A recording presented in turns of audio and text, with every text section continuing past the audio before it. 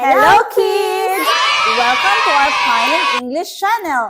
I am Teacher Ivy and with me, Teacher Annie. and today we're going to learn about My Day.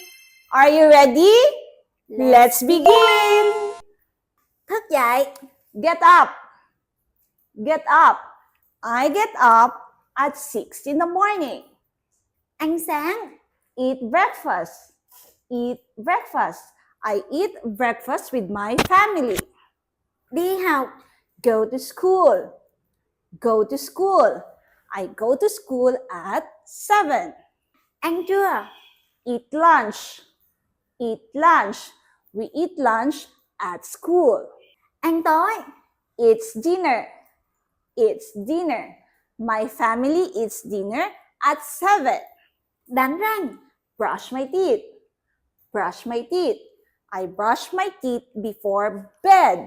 Đi ngủ. Go to bed. Go to bed. I go to bed at 9 p.m.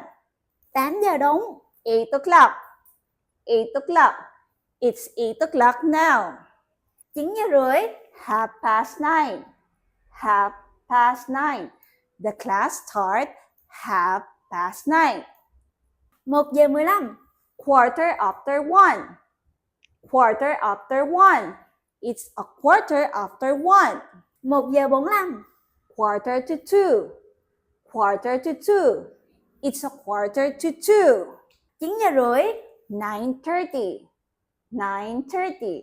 The meeting is at 9:30. 1 giờ 45.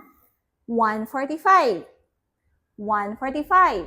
The bus arrived at 1:45. That's it for our video today. Follow for more lesson. Thank you for watching. Goodbye.